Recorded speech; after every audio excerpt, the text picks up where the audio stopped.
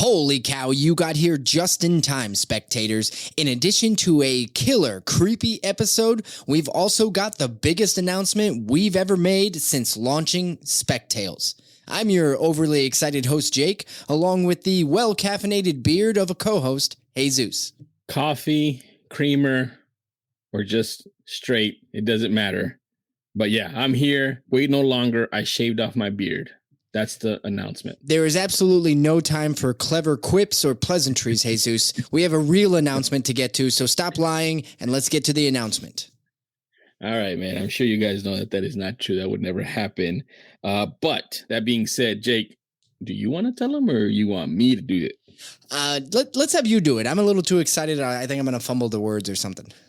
Well, I'm a little better, man. I'm not good at announcements. You just saw me fumble through my beard announcement. But we do want to announce our new podcast mascot, which is obviously a thing. JJ the Spectator Tot. That's right, everybody. JJ the Spectator Tot. I'm so glad you said it because I that is kind of a tongue twister, but now that you've said it, I can say it about 100 times. Yes, we decided for no reason whatsoever besides we knew it would be amazingly awesome. We decided we needed a mascot for Spectales. So since we'd been calling you guys the Spectators, we thought, what would a good mascot be but a tater tot? So, yes, JJ, the Spectator Tot, is now a thing, right? Yeah. Created from the minds of these two knuckleheads, these two chuckleheads here talking to you guys. He's a tater tot, and all he does is listen to Spectales and collect grails. That's literally all he does. That's his job. He's like the robot from Rick and Morty. What is my purpose? If you want to see what JJ looks like, because I'm sure you're wondering what's the whole point of JJ at a mascot. If you want to see what he looks like, well, you're going to have a really good opportunity. I mean, you can just go to our social media where we've actually posted some images of JJ, but you're going to get a real up close and personal look at him when you see him on the brand new Spectales t-shirts. T-shirt. The echo really works. Yeah, we're going to be doing some limited high quality production right now. Some very limited run t-shirts. Jesus, you want to tell them a little bit more about these limited run t-shirts? Yeah, the new limited run t-shirts, they're going to go on sale Wednesday, September 7th for 2 weeks only.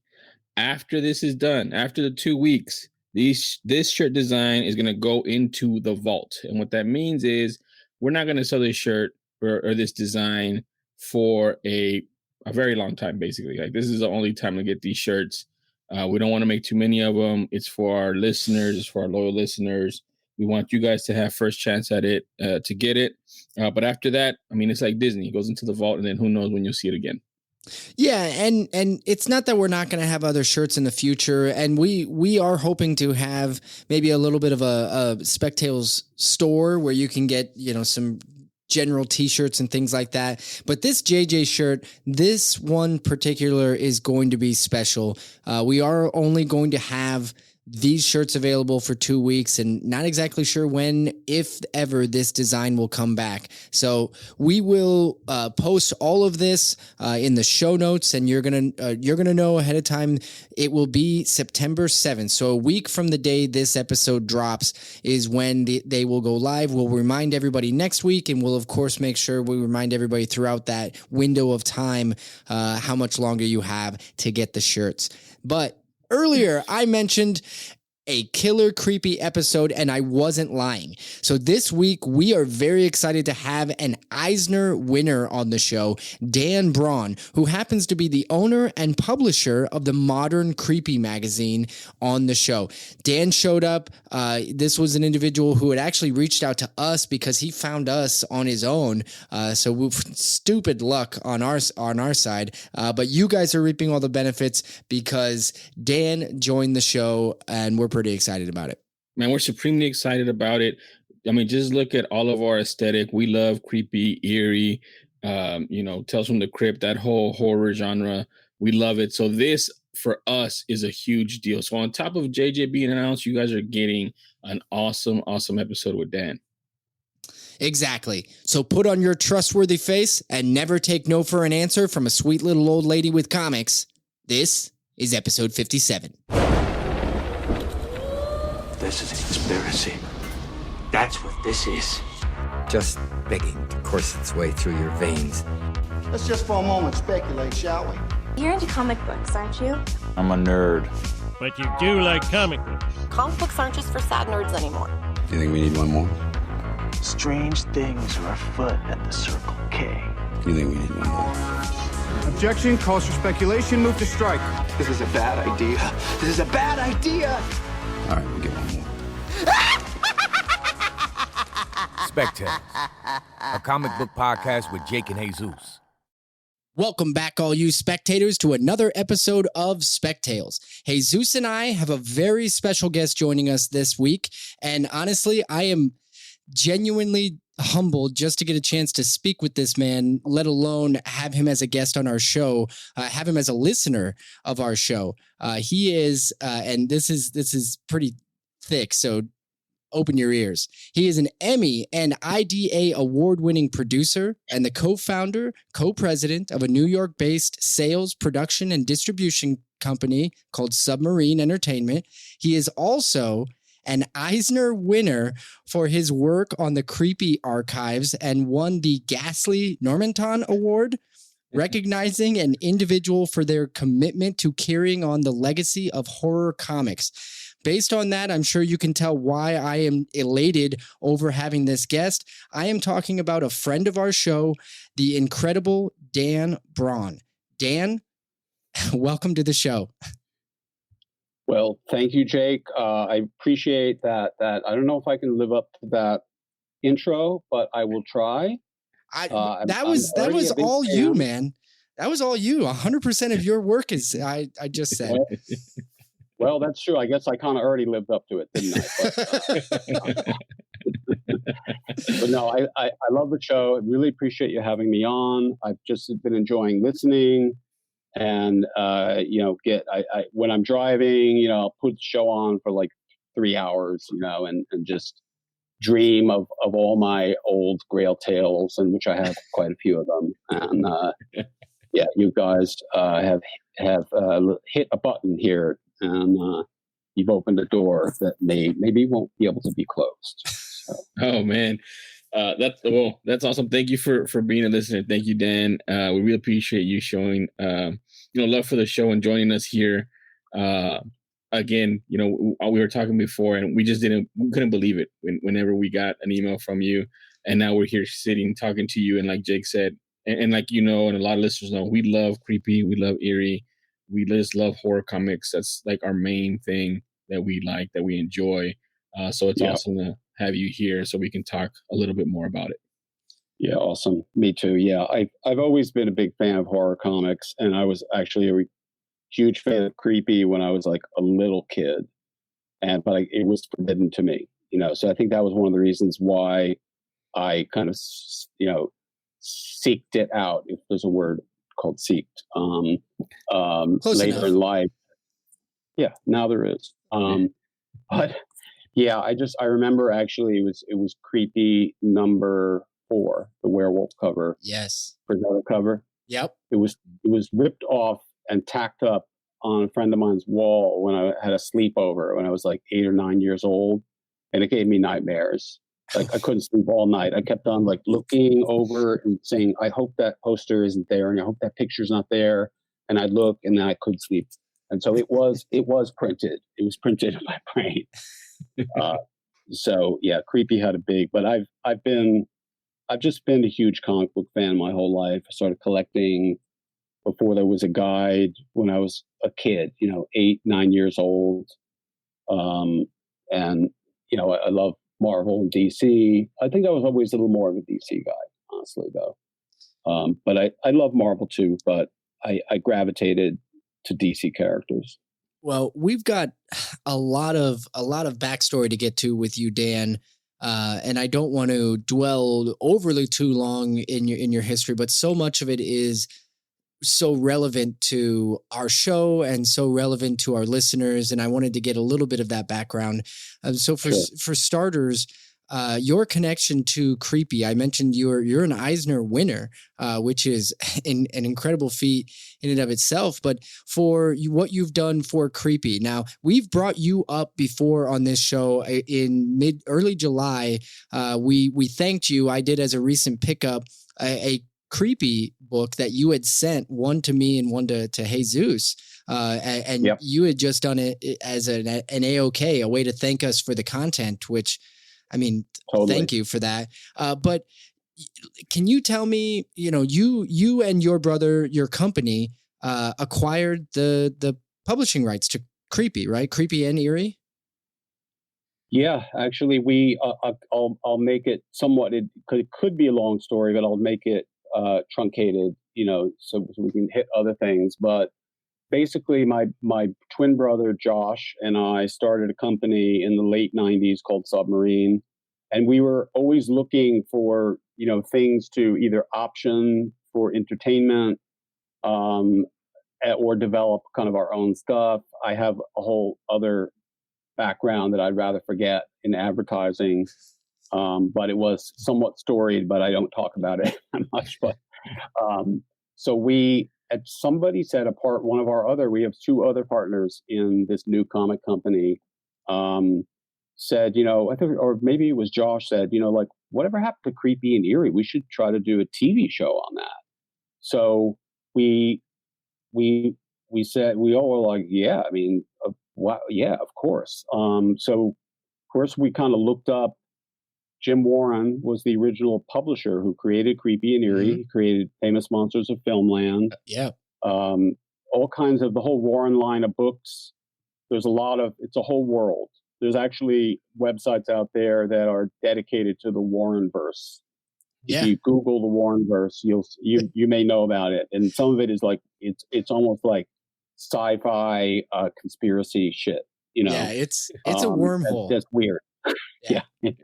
And so we tried to track him down. We tried, through different connections, through people I knew in the comic industry, and he just didn't seem to exist. So I just decided to write a letter to the address that was on the old Creepy and Eerie magazines, somewhere in Philadelphia. I just wrote a letter. I think this is, the last ditch effort. And then we kind of forgot about it. And then one day, our assistant says, Dan, there's a guy named Jim Warren on line number 1. So I'm like, immediately, all right, Josh is playing a joke on me. There's no way this is Jim Warren. Yeah. So I'm like, yeah, real funny. And he's like, who is this? This is Jim Warren. I'm like, oh my God, it's Jim Warren. So it was like this crazy moment. And it just turns out that he's a very analog communicator. He primarily at that time would only communicate through fax machine. And eventually we got to, telephone. But we, told him what we wanted to do, and he said he was open to it. We took a trip. We went to meet him. He was really nice, really great, kind of said, I don't think you guys are going to be able to get this together, but I like you. And, so I'll think about it. 7 years later, we closed the deal. And it took 7 full years to close that deal. And what we had to do was actually pivot to buying the entire property, not just the publishing rights. Literally, we own the brand of Creepy. We own the brand of Eerie. We own all the magazines. We own all the characters. There was no way to do it any other way. So we basically kind of brought some investors and did what we had to do. That we created a new comic company, and we partnered with Mike Richardson at Dark Horse, released these hardcovers in 2008. And it just kind of took off from there. They were very successful. People were really happy. Jim was really happy. He left me this amazing voicemail. Like he was practically crying, saying, like, I honestly don't know how you could have ever done it any better. I'm so proud. I'm like in tears. So that was what really, even just that would have been enough, honestly.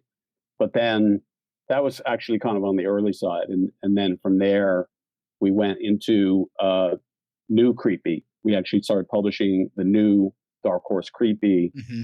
And that's where I got a chance to become a comic book writer and editor. And I had never done that before, always wanted to. I mean, let's be honest here. We're like, when I was a kid, I didn't know there was such a thing called a comic book writer. I didn't even know there was a comic book artist. I thought they just kind of were somehow created magically. I mean, I knew there was artists, but I didn't know there was, when you're a kid, you just don't know how the world works, Well, it also seems too fun to be a job, doesn't it? That's one of those things, like the comic book creator. It always seemed like, well, that's a fantasy job. That's not a real job. And some people might argue it, wrongly. They may still argue it's not a real job. But I mean, I think it is certainly a real job if you're hired full time at anywhere from an independent publisher to Dark Horse, Marvel, DC. And once I got into the editing and writing side, I knew how hard it actually was. It's actually not that easy. If you want to keep the quality really high, and Dark Horse was really the only place for us. We did entertain DC, Image, but Dark Horse was just their level of quality in reproduction, production, and Mike Richardson's such a great guy. I just, we just hit it off. Like he and I have like a chemical relationship, not drugs. But we vibe together, and he's like an old school comic collector too. So we can get on the Zoom. We'll talk for an hour and a half just about our recent pickups. Nice. I think that the story alone, we've sort of talked a little bit about this, but when we first got your email and you had, said you wanted to send us something, and Jesus and I kind of talked to each other, we kind of Googled you, and we were like, because your email just really, it came out of nowhere. And while we've had sort of whatever you want to call cold call emails or something like that, because we obviously invite people, right? We tell everybody, hey, send us your Grail tale, email us, here's our email, so on and so forth.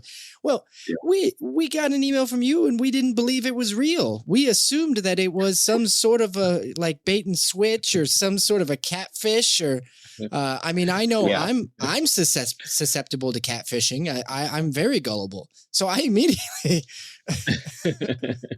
but it's incredible. Like I'll send you this freebie. First, you have to send me a money order, but don't worry, I'll return it.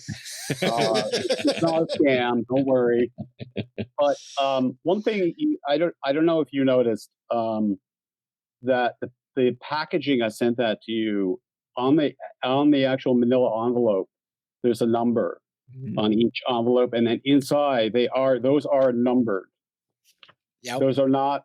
So there were. I actually looked it up before because I knew I was going to come on the show, and I'd forgotten how many were printed of that thing that I sent you, which is called the Creepy Special Number 1. Was a promotional item, but we did end up selling it at San Diego Comic-Con in 2008 at the Dark Horse booth. So we sold maybe 100, 150 copies of that, but only 1,000 were printed, 200 were ruined.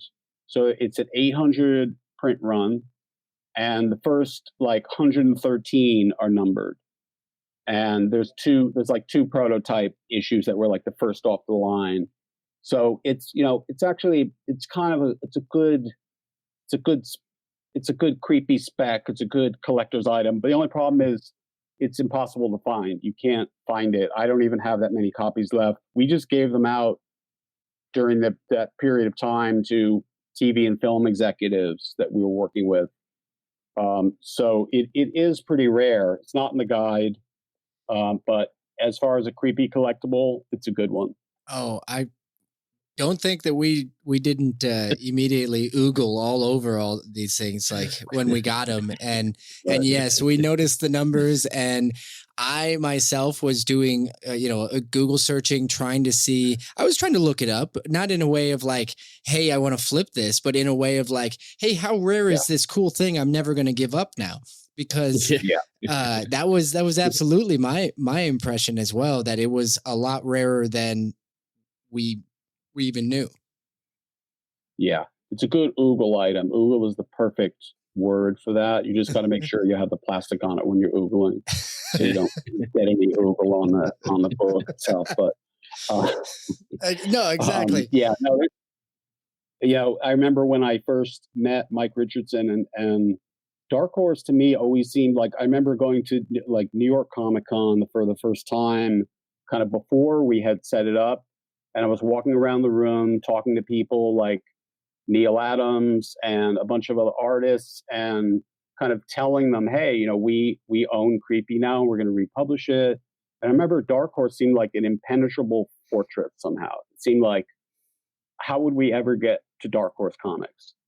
Well, how we got to them is I literally just called them and said, can I speak to Mike Richardson? And he took the call. So it actually wasn't that hard, because he's a huge fan of Creepy and Eerie. But I remember when I handed him a copy, we had printed Creepy Special #1 before Dark Horse started publishing. And he picked it up and he said, hey, this has a really good hand feel. And I was like, yeah, I don't know what hand feel is, but it's good. That's something. I'm looking at it right here. It's part of my recent pickups, which we haven't gotten to, but it's just, I'm glad you said it that way, because when I got it, I was like, man, this thing is just so cool. And the hand feel thing that you talk about, it's got everything. You know what, Jesus, you do bring up a good You wear point. it well, Jesus. Well, he's got the oogling hands. Never gonna let it go. Yeah. Okay, so Jesus, you do bring up a good point. We have not gotten into our first segment, and there is so much more conversation to happen, but we can't get to it until we press one button. So let's do it now, guys. Recent pickups. All right, let's get to the recent pickups. And Jesus, I'm not gonna let you go first this time. I'm gonna go ahead and say, Dan, would you do us the honors of going first today? Are you sure? Are you sure about that, Jake? You sure you want me to go first? I am. You're gonna have to follow that up. I know this is not a competition, but I will go first. So, yes, I will. All right. Okay, I'm going first. It's dangerous for me, but I go. We were talking earlier. I go to San Diego, go to New York Comic Con. I'm hunting for comics 24/7. My buying habits are like that of a dealer, but I'm not a dealer. Anytime there's an opportunity to buy a comic book, especially an old comic book in the wild, I carve it out of my busy schedule somehow or another. But going to San Diego makes it very easy. It's just hard on your wallet. So I didn't have an agenda this time, except for one filter, which was that I wanted to keep on one of my missions, which is like piling up on pre-hero Kirby and Ditko books. Marvel, Strange Tales, Tales to Astonish, Tales of Suspense, Amazing Adventures. Those are kind of the big ones. And I got a whole lot of those, probably too many to mention. I mean, every one of them is great. I wasn't looking for like, you know how there's like prototype, which are kind of considered pre-keys. Yep. I have a lot of them. I also have a very bad habit of not remembering what I bought before. So I tend to buy the same book over and over. There's a really good Doctor Doom prototype. I think it's like Journey into Mystery in the 80s. I can't remember which one it is, but that's a really great one. I actually have a couple of them here. Let me see what I got. I got like Journey into Mystery 65, Tales to Astonish 25.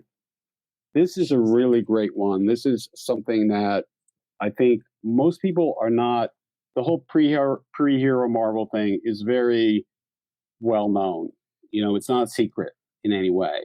But the pre-hero Kirby War stuff, which is what I'm looking at. I'm talking about Battle number 67. Beautiful Kirby cover.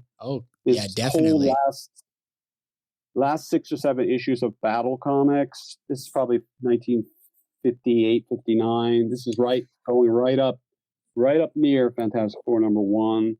They're phenomenal. Some of them have Ditko. So I've been kind of definitely going in on those. They're relatively affordable because they're not superhero books, but they're just great books because they're Kirby books. So that was kind of my agenda. But then I spotted something out of the corner of my eye. And this is something that is, this is almost like a Grail tale. So I won't treat it like a Grail tale, but honestly, it has been one of my Grails. And I'm going to show it to you now. It kind of hides in plain sight because it's Black Hawk #9. Okay. I believe it's 41. Wow. This is actually Black Hawk #1, similar to Wiz #2, which people call Wiz #1. There is actually no Wiz #1. Wiz #2 is called #1 because there is no #1. This is Black Hawk #1, but it's #9, so people miss it.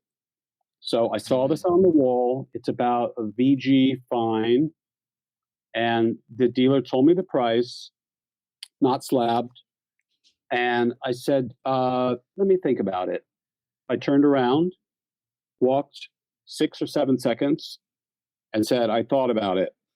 Will you take, X? No game at all.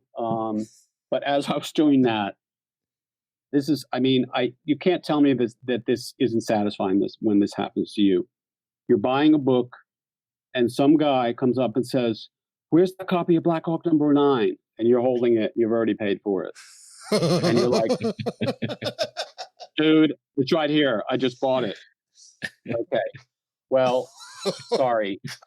I don't mean to be that way, but honestly, it's like, it is something that I think anyone enjoys because there is a sort of competitive element to things. And it's also a validation because like the brokenhearted look on his face really made me happy. Which shows, 7 steps would have been too much, right? Like you walked away for what'd you say, 6 steps or 6 seconds? And had I hesitated a single more second, and I believe, I'm not 100% sure, but I believe I saw this, and I could be wrong in the Steranko History of Comics. Mm-hmm. It was that oversized kind of pamphlet booklet from like maybe 1970s, 69, 70, 71. That was the first time that I ever saw reprints and images of Golden Age comics. That was like an early influence. And I believe I know there was certainly Black Hawk and military covers in that featured. And I think that this cover of Black Hawk #9 was in there. But it is a key issue. And I think because it's #9, a lot of people who don't care about Black Hawk or maybe don't buy so much Golden Age, it's not a first appearance, unfortunately. I believe that's military #1, but it is Black Hawk #1. So I consider it a major score. Yeah, I would, in my glory, and I would call that my key pickup. Oh man, and that's a massive pickup. That's a great book. But on top of all of that, I really love the history. 1941, Steranko, there's so much history behind a book like that. I think the best part about that, like you getting that book, it's one of the things I've always appreciated about Ryan from Automatic Comics is he has really gotten so deep into the artist, so deep into collecting itself, where you start knowing the little minuscule details about like the numbering of that book, where you're on the in crowd just for knowing it, let alone being in the right place, right time with the right amount of money in your wallet to buy it. Right. So that's half the story of itself, just knowing, because I guarantee myself included, there's a lot of people listening that did not know that that's Black Hawk #1, even though it's got a 9 on the cover. Right. Well, not to digress too much, but, I think like for me in my collecting habits, I do collect by artist. I'm a big war collector. I think I have like huge run of Our Army at War. I have, all the prototype Sergeant Rock issues, one of my other pickups was like Star Spangled War Stories number 87 with Millie Marie, who's a great character. But they are kind of, in a way, they're overlooked, and they're not really spec'd so much, even though you will find heated bidding. Like War Collectors are some of the most vicious. When you get into a bidding war on a high grade war comic on eBay or anywhere else on Heritage, forget about it. You're gonna lose. You can't win. Nobody wins those, right? Is that what you're saying? There is no winner. Yeah. Nobody. It's one guy. I don't know who he is, but someone there. No matter what number you put in, will put in $10 higher, and that's a conundrum. It's like this guy can get the comic, but I can't get it. So if I go out and there's nobody else, he kind of gets it sort of cheap. So it's either me or him. If I drop out, he gets it. But if I stay in, he still gets it. So I don't know. I think we know who that guy. We know who that guy is. It's Ryan. Automatic Comics. Just cut that shit out. All right. I would. I feel so bad for whomever has to follow that recent pickup. What an act to follow. Jesus, what do you got? Super easy, man. I alluded to it earlier. It's Creepy Special number 1 that Dan sent me. So that's the only way that I can talk after that awesome pickup. But yeah, in all seriousness, man, this thing is awesome. I did want to talk a little bit about it. I also did pick up another creepy book, Creepy number 16, which is a Frazetta cover. Beautiful. Well. That's referred to, I believe, as the Leopard Lady cover. Yeah, and he also made another. Yeah, he also made another one.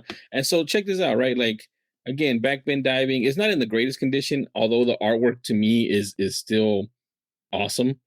But I paid, and so like this is the corner of it. Yeah, right. It's all like Little Jack. I mean, this podcast. Corner, yeah, dog eared or whatever. But look at that price, right?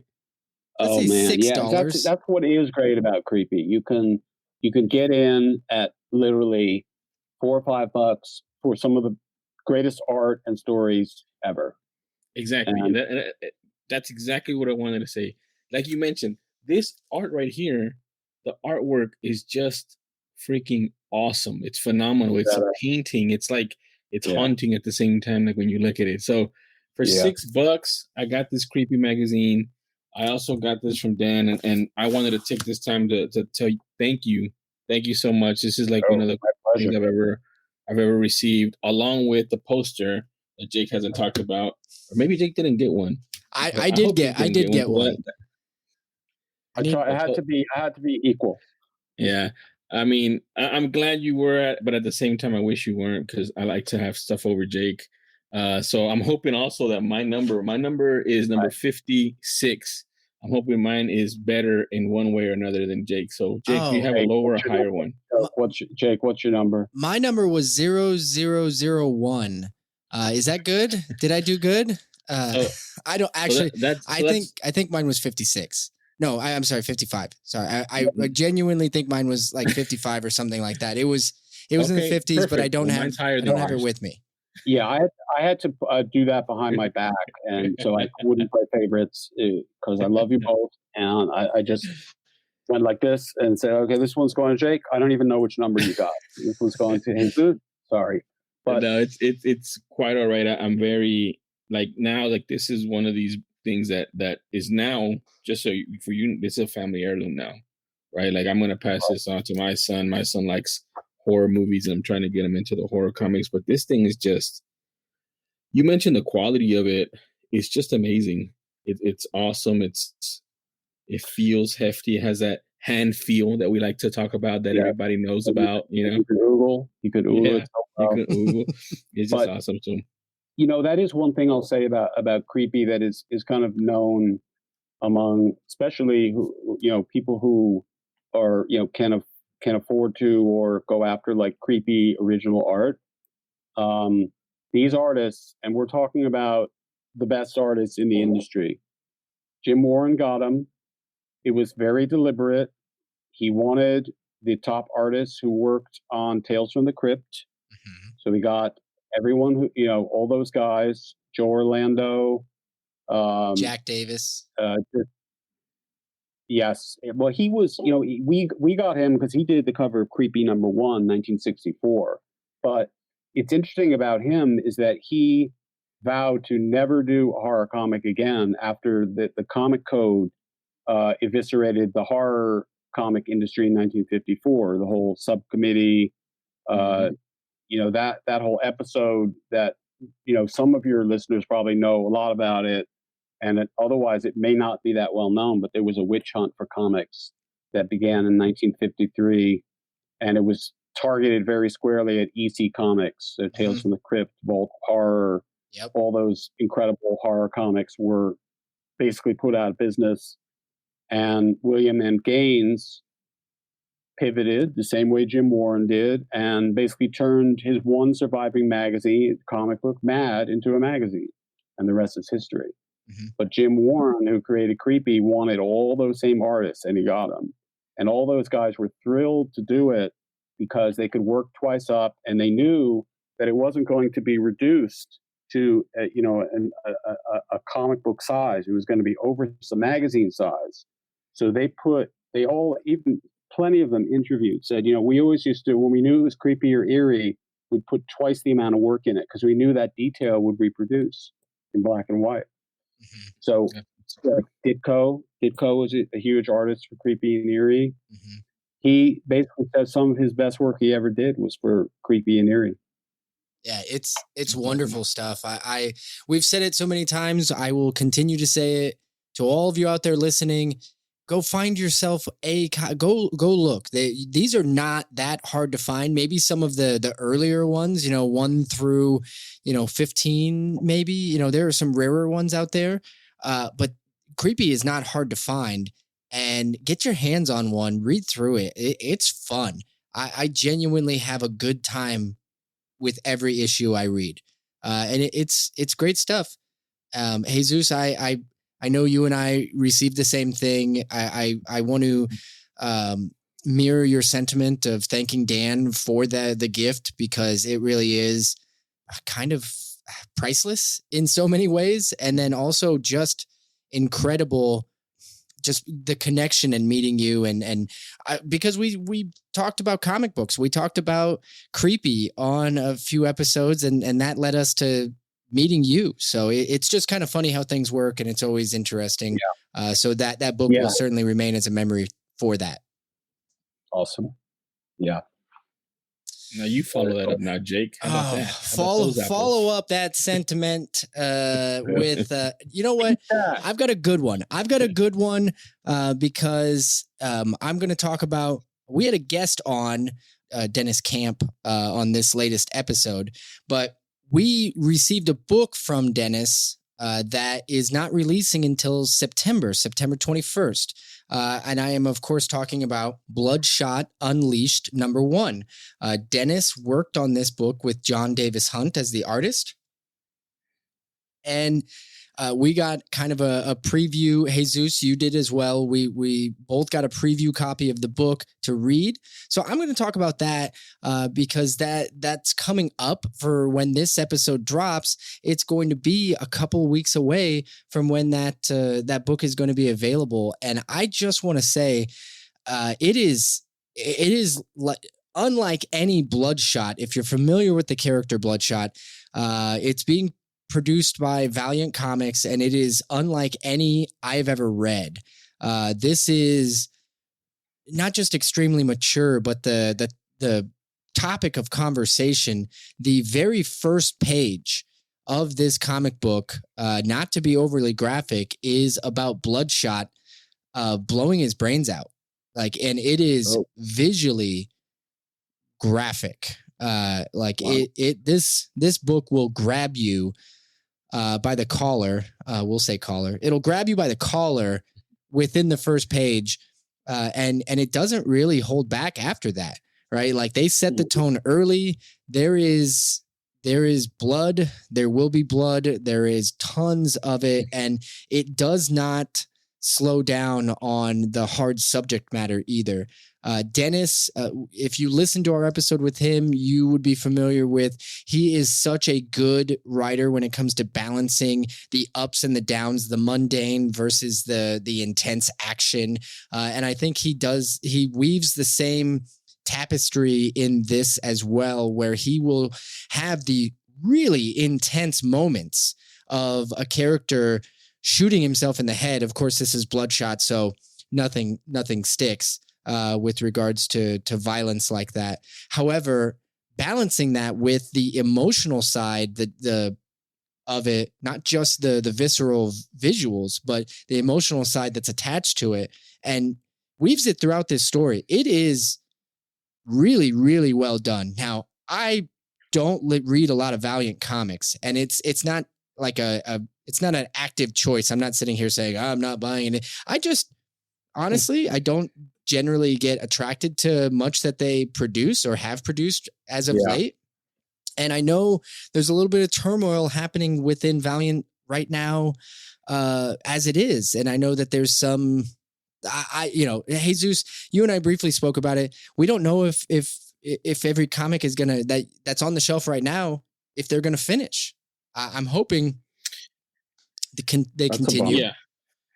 Yeah. So apparently, just to be transparent, there was some layoffs, and we didn't get a chance to ask Dennis about it on our show. But apparently, there's been some layoffs at Valiant, and then for the foreseeable future, they're only going to be releasing one comic book title per month. So for September, the designated title is going to be Bloodshot Unleashed, #1 from Dennis. Yep. And it's #1 of a 4-part miniseries. So, one of the things that I've seen a lot and I've heard, and obviously as a comic book, reader and lover, if you want to continue to see this book come out, if you want to continue to see Valiant stuff, then obviously support them, pick up the book, tell your friends about it if you enjoy it. Now, I'm going to, say the same thing that Jake said. This book, like Jake mentioned, it grabs you right off the rip. Like, what just happened? And the artwork that goes along with it is very thematic, I guess you can say, because it's very, how do I put it? Like, it's very specific for what it's doing. So there's a lot of reds, and then when you go into a different scene or different situation, it turns to a different color. And so that plays with you as well when you're reading this book. So I'm going to pick it up. I enjoyed it. I'm just the same way as Jake. I don't really do Valiant. I know XO Man of War is kind of one that kind of intrigues me as well. But I didn't pick it up. I mean, it didn't intrigue me enough. There was just so much other stuff on the shelf.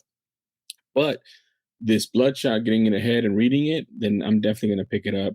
And I'm hoping that we get to see all 4 issues come out, at the very least. The knowledge that we do have is that they are mostly finished with 3 of the 4 of the books for this 4-part series. So my hope is, because they're so far along on this series, I imagine I imagine he's written the 4th already, but I'm hoping because they're so far along that they will finish.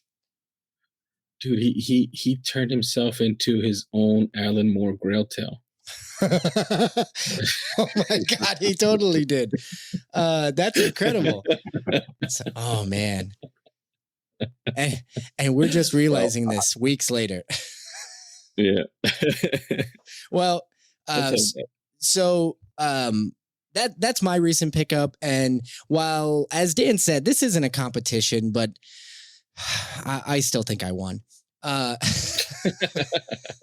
It's tough. I would naturally think that I won, but then again, Jesus cheated a little bit by picking Creepy. I feel like Creepy almost has to win.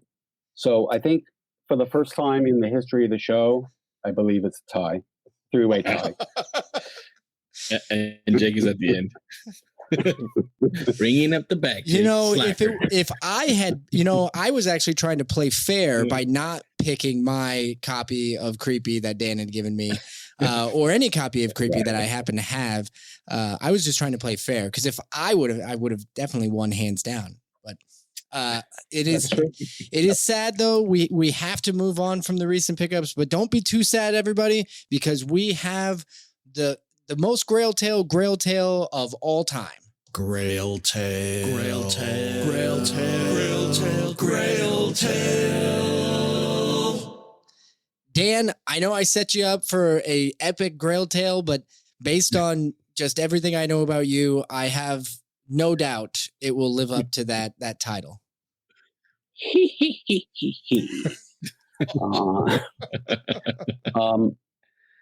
Well, I would say that it's going to be a little hard to live up to, but I feel that I am up to the task. I probably have a wide variety of Grail tales. So again, my Grail isn't necessarily a comic book itself. It's the hunt for the comic book. You know, that's what I love, is this sort of process of sort of discovering maybe someone who might have a comic or a comic book collection, and then sort of meeting them, hopefully talking them my way into their house, talking them into telling me their books, which I've done many, many times. What I used to do in the late 80s, early 90s, when I got back into comic books, I would regularly I found so many collections this way. And I could have been a dealer. I probably, had I been more aware of conventions when I was like, 12 or 13, I probably would be a dealer right now. My whole life would have changed. But so my Grail tale is the experience of finding a collection. So I was at a flea market in Pennsylvania, a very, very downscale flea market that I would call more akin to a junk pile, which is kind of how I like them. Yeah. So I was there at the end of the day. There wasn't much left, but there was a kind of older woman who was selling stuff, not much stuff, and she had a copy of, I believe it was a pre-hero Marvel Uncanny Tales, and this thing was like ripped in half almost, and it was like $1. So I bought the book for $1 and walked to my car, started my car, and then I said, wait a second, turned off my car, went back to the woman who was packing up and said, do you have any more of these? Oh yeah, I've got hundreds. And I'm like, is there any way I could, I would love to buy them. I would love to see them. You're charging $1. I guarantee you $4 each, no matter what you have. I'll buy everything you have. Oh, well, I can't do that because there's a nice young man who's coming tomorrow morning to look at them all. Oh. And I couldn't possibly, have you come first. So I knew what my task was at that point, was to convince her that I was the nice young man who was going to come tonight. And I did that. I did it any way I could. And this, ties into a theme that I'm always curious about, is like, where is the line? Where is the moral line? Where is the ethical line? When you're out collecting comics, comics can cloud men's minds. They really can. I think that's a fair statement. Yeah. And so, what would you do to get a copy of Hulk #1 in the wild for a price that you could afford? Where's your moral compass goes out the window with comic books. I try to keep it though, and I generally do. But I basically said, look, this guy who's going to come tomorrow isn't going to know what I bought. So let me come in, and maybe I won't buy a whole lot. Maybe I'll buy 2 or 3 comics.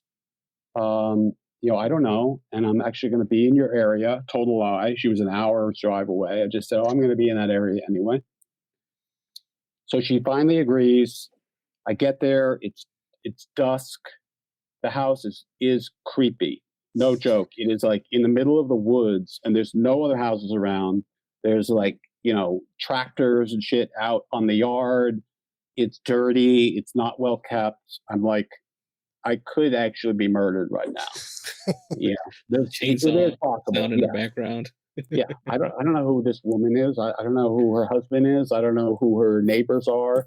So I knock on the door. She answers, and it's a very, the place is kind of a mess. And, you know, she says, okay, here's the comics. And there's like 10 comics there, you know, and on top is a kind of interesting looking comics, another pre-hero Marvel. And I'm like, oh, I thought you said you had, you know, a couple hundred or you had a whole bunch. She goes, oh yeah, this is just the first pile. And she opens up this cabinet and it is filled with hundreds of comics from the 40s and 50s. Hundreds. So I'm trying to control myself, be cool. I'm bringing them out. The first book that I open up, the very first book on the top of the sack is Showcase number 12. Oh my God. In like fine condition.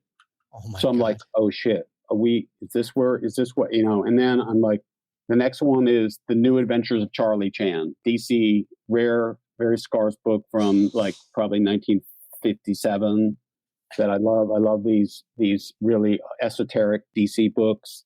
And this one is like very fine. This is like as flat as a pancake. It has a little shadow on it, but it is really, really beauty. Then like I'm going through, it's all pre-code horror, pre-hero Marvel, all in like fine to very fine condition. Those are impossible to find. Then I'm like Flash 110, First Kid Flash, very fine.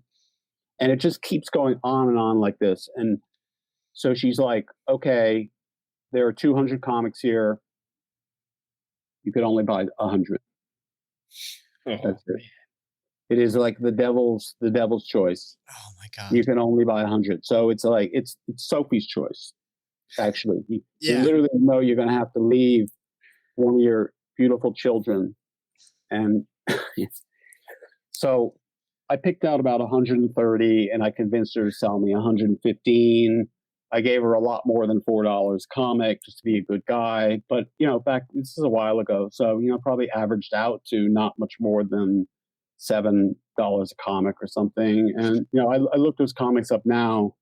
That was like probably like $20,000 worth of comics in today's market. God. So it was a nice one. That was, there were a couple, like I'd never seen or owned an early showcase. The earliest showcase I had was, you know, in the number 50s. So for me, it's always about the experience. And of course it's great if you actually can score something truly amazing that is your grail at the time. But to me, getting like early DC comics in very fine condition for $7 was not something that was happening in any way on a regular basis.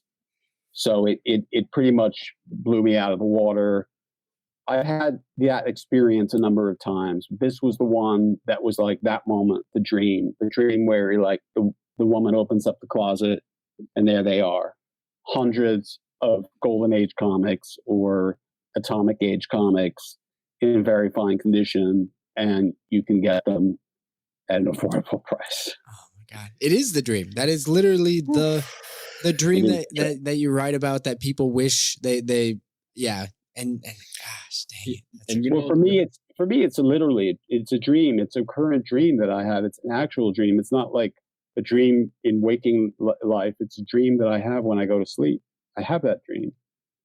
But you've lived it. Now I've lived it. So I actually don't have it since I've lived it. Which is incredible. I think that's usually what happens once you live it. You don't dream about it anymore.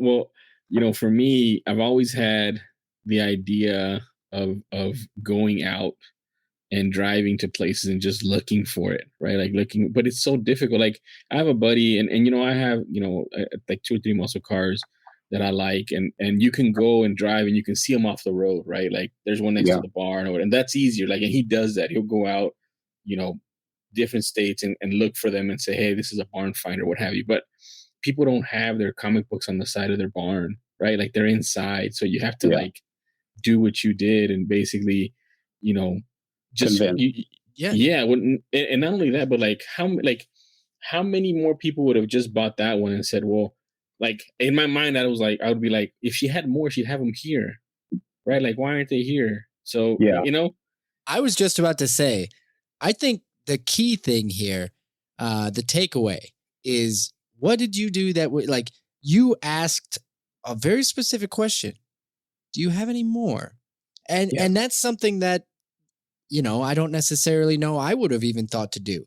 I think I would have looked at the one book. I would have been like, oh, I guess this is at least, it wasn't a waste of time showing up here.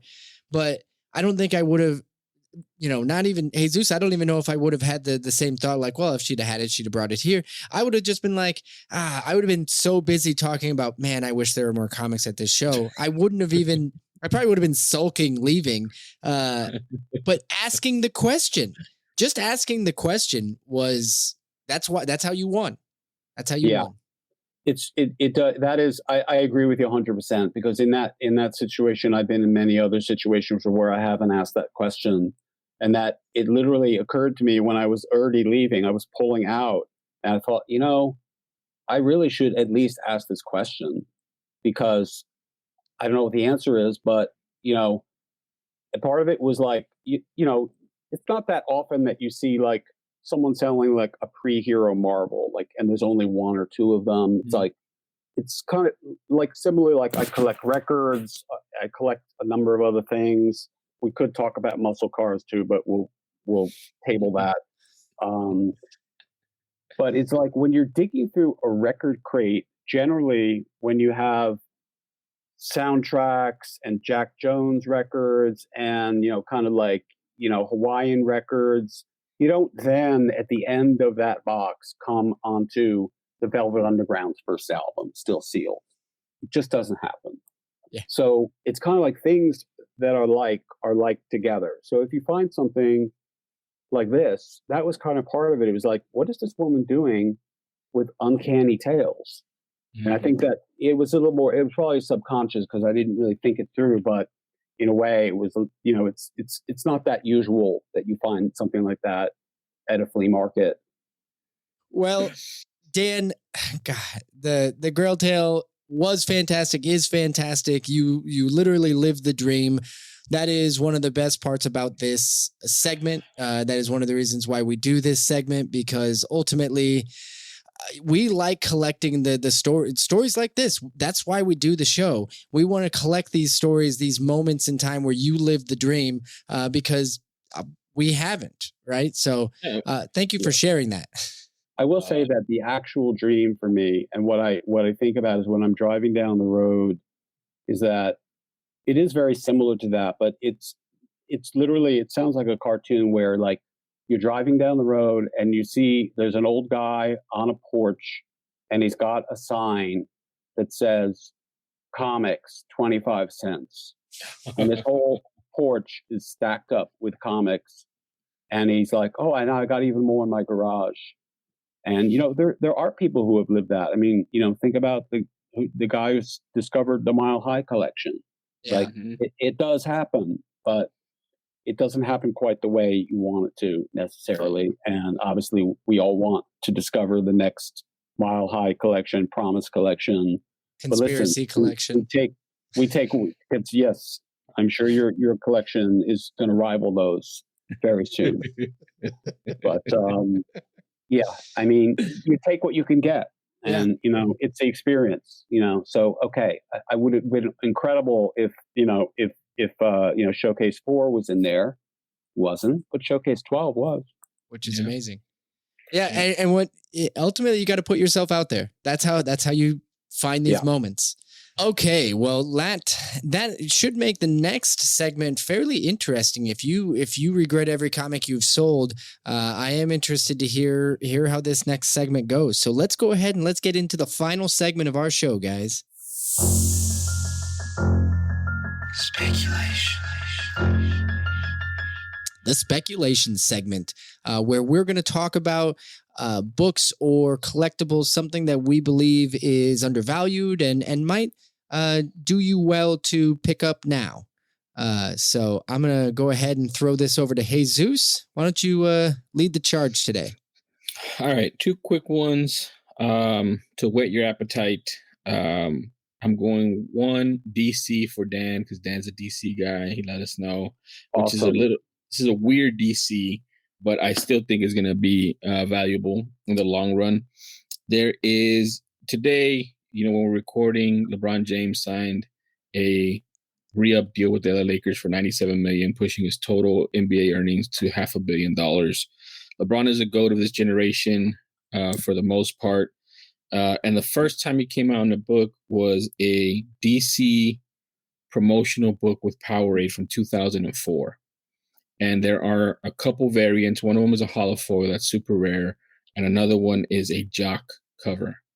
So the cover is awesome from 2004.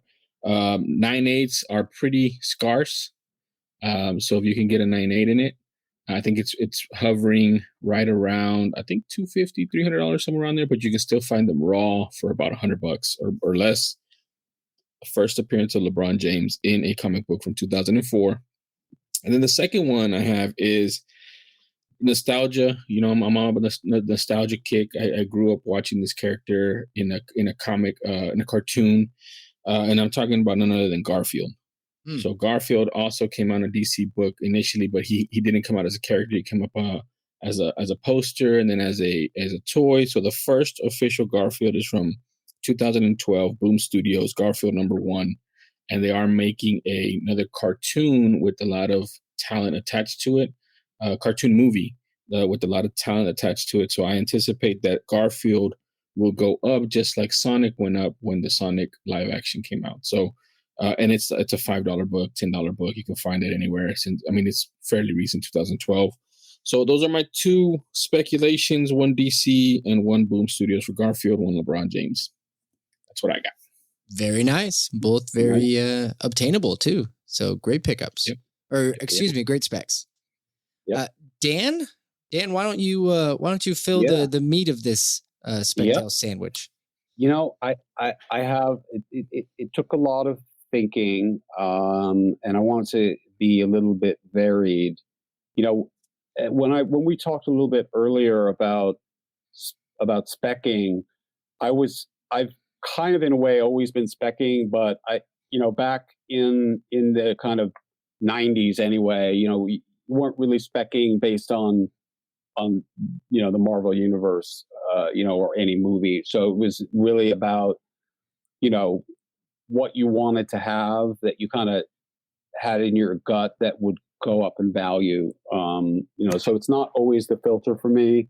So the first one though is that filter could be applied to my first one, and it's a little bit strange. My first spec is Marvel Tales #1, 1964, square bound annual. Mm-hmm. And my justification for this, 1939, first appearance of Batman. 38, first appearance of Superman. What if there was a DC comic in 3 years after their intro that was a square bound annual that had reprints of all the great characters? Green Lantern, Flash, Superman, Batman, and it was called DC Tales. It would be the coolest book ever printed. So here we have literally only 3 years after Fantastic Four #1, 2 years after Hulk #1, 1 year after Avengers #1. You have this book that is so ridiculously hyperbolic and on the Marvel age, and you have the first reprint of all the first appearances of these characters. Marvel Tales #1, I know from my long history of collecting, has always been a very desirable book.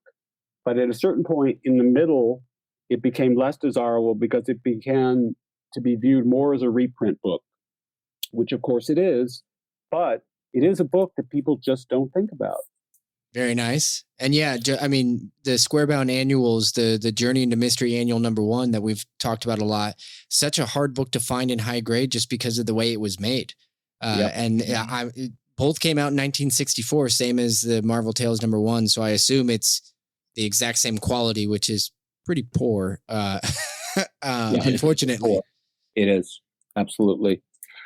That book, I have that book, and I have it in really low condition. I think the cover's off of it because that was one of the first books I bought when I got back in to collecting in 2012, 2013, I think, because I wanted to read the first printings like the origin issues of them. And obviously I couldn't get AF-15 at that time because even then it was still out of my range or what have you. But I realized that they were all collected. And so I bought it. And I paid like nothing for it because it was in such bad condition. And that's how I read them. So that's that's actually a really, really good spec book. And now I want to kind of get it in a higher grade just because I know it's going to go up. And it's dealing with the JIMA, the Journey into Mystery Annual, it's so difficult to find square bound books in that age in good condition. So now I want to get one in good condition. Awesome. Very nice. So I have one little more. Oh yeah, of course. And this is a creepy spec. So the other Jesus, I actually can see it on your screen. You have the promotional Creepy Family poster, and Jake, I sent you one too. This was distributed, I think, around 2009. It's a absolutely beautiful Eric Powell illustration. Mm-hmm. So this was my creation as a creator, a writer. When we acquired the rights to Creepy and to Eerie, there's Cousin Eerie and there's Uncle Creepy. So I just said, okay, where is the rest of the family? So I created a kind of monsters-like family to go that has a whole, I did the whole family tree going back to, Transylvania or wherever. And I got Eric Powell to illustrate it. And I wish you could see it because it's absolutely beautiful. And it's both the whole extended Creepy and Eerie family. So the spec is not that poster. The Creepy #1, 2009 Dark Horse, first new Creepy. This was a variant cover. So that is part of the spec, but that is even too obvious. So the real spec here, should this ever become an animated series, I'm not saying that it is, but should it ever, this is the book you want to get. MySpace Dark Horse Presents #3. Very obscure trade paperback book. It is the actual first appearance of the Creepy family. And it's also the first time that anything creepy or eerie was released since the dark ages of the 90s when there was a huge lawsuit. Dark Horse and what was the other publisher? There was another publisher that bought the rights to Vampirella and Creepy, and they published one issue, and it exploded into a lawsuit immediately. So this was the true first appearance of Uncle Creepy in the 2000s, and the first appearance of the actual Creepy family characters. And it's a book that you can get for $25 in very good condition on eBay. And that's my spec, my Creepy spec. Oh, I love when spec it hits that intersection of gotta have it and gonna have it. That one hits right in that sweet spot for me. Well, thank you. Thanks, Dan. Always love when I find a new book that I now am going to own. So I have one spec to close out for this episode. It is something that kind of blew my mind when I found out. Part of it is just, it was a gap in my knowledge that as soon as it was filled, I immediately said, how did I not know this? How is this not a very valuable book? Do other people not know this? And so I may be saying something that both of you already completely know, and it's not a good spec at all. However, I kind of doubt it. So I got to give credit where credit's due. I was having a conversation with Mike from the 10 Cent Takes podcast, who's a good friend. Him and I were talking, and he kept bringing up this book of his, and he had it signed, and he was talking about it. And I was just like, I know Mike's really into 90s comics, and he's really into kind of the foil variant garbage comics of the 90s, so to speak. He loves that stuff, which is, good for him. Good on him. But he was talking about a book and he was talking about Ravage 2099 #1, and he has it signed by Stan Lee. And me just not knowing, I was just like, why did Stan Lee sign that book? And like, why the hell would Stan Lee sign that book from the 90s? And why are you holding this so high in value? And he was like, Stan Lee wrote it. I was like, Stan Lee did not write that book. Yes, he did. Yeah, I stand very, very corrected. Stan Lee wrote the first 7 issues of Ravage 2099 from 1992 in 1992-93 was when he wrote them. And it is actually his last, to my knowledge, I tried doing research. I tried Googling Stan Lee's last written works for Marvel, and they tried claiming that it was like in 1972. You won't even really find much on Ravage 2099. And in reality, his last published works for Marvel that I'm aware of, now he did do some stuff with like DC Imagined in the early 2000s. And some people will like to claim that he got credit for some republishing of some works in 2014, but that wasn't new work. That was republishing stuff that he had done before. So the last original Stan Lee written character comic book is the first 7 issues of Ravage 2099.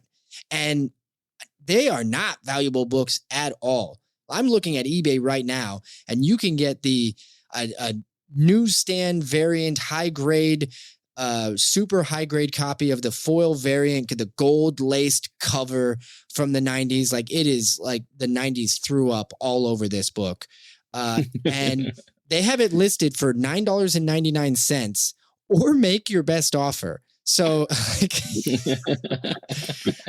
so I'm assuming this is probably in dollar bins, but I just have to feel that I have no reason to believe that they're going to bring him into the MCU, although it would be insane if they do. And you know, Marvel's so interestingly funny about how they are selecting these individuals that they're pulling into their MCU. But it does seem like the last, created character by Stan Lee in Marvel, I feel like it should hold more value than it actually does. And I also feel like Feige is such a history buff when it comes to the MCU.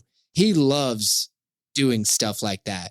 I could just randomly see this guy running across the screen at some point, even if it's just for kicks, right? It's like like Thor, Easter Frog eggs Thor. too. Yeah, it's like Frog Thor, right? Like Frog Thor showed up once, and everybody went nuts. I could see them hiding this somewhere. So Ravage 2099 number 1 is my spec. It just seems too crazy to be so cheap. I like it. I've never come across that book. I'm not aware of it. That's one of the reasons I love the show, because I get to hear about other people's specs on books that are just not on my radar. And, I flip through long boxes all day long, but I actually never have seen that book. And now I am going to acquire it for sure. There is I think there's a prejudice, at least for someone like me, for like 90s books when the explosion happened and the death of Superman, and, everybody was buying X-Men #1, foil and all those things. And, I have 2 kids myself, 2 boys, and, they were into like Pokemon cards. And I kept on telling them, oh, that's a mass-produced collectible. They're never going to be worth anything. Don't waste your money. The same thing that like parents would tell their kids about comic books in the 70s and 80s. Like, and then of course, one of my sons had, first edition Charizard. So it got sold at a yard sale. Going for like $85,000, $50,000. His whole college education could have been paid for had I been, an opinionated parent.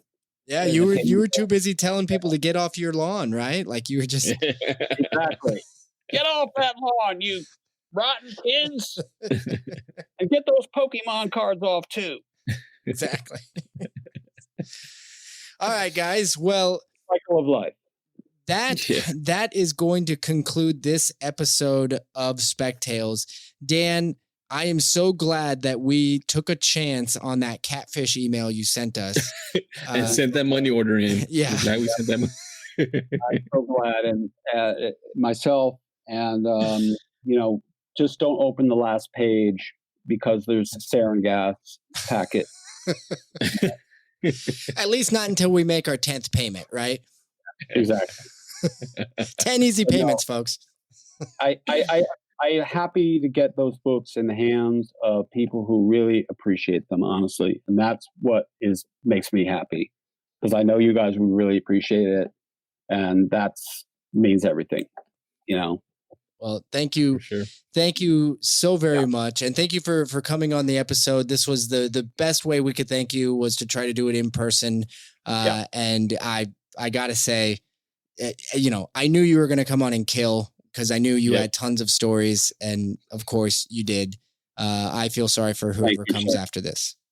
I do too, honestly. It's not a competition, but I have already won. Exactly. Dan has won the season, so season 2 is over. Shut it down. Shut it down, guys. So great to see you guys in person too. It's, you know, I had my imagination of what you look like, and both of you were a bit different than I expected. I think we have faces made for radio. I would say. No, actually, you're both quite photogenic. Honestly, I think you could have a career in in pictures. Oh, well, jeez. Now I feel a little cocky. Great to see you guys. Yes, thanks, Dan, and thank you everybody out there listening. This was tons of fun. Please come back next week for another fantastic Grail tale. But until then, have a good week.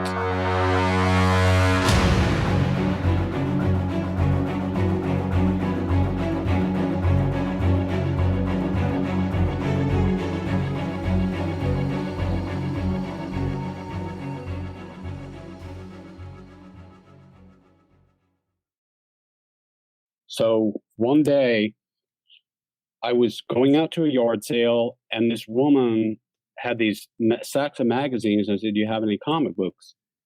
I was probably 15, maybe 16, just started driving. And she's like, "I think there is." And she pulls out, and there's a stack of Golden Age comic books there.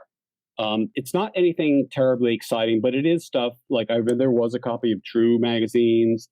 It was funny animal stuff like Coco Comics.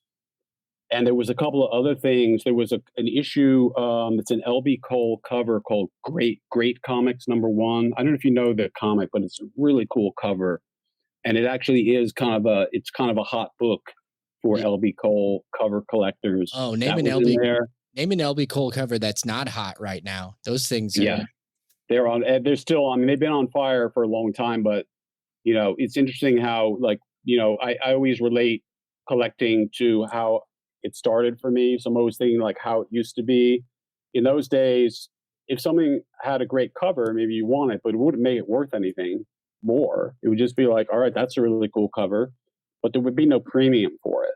So now you have the extreme example is obviously Suspense #3, which is, I think, a copy sold for like, I don't know, $1 million or something.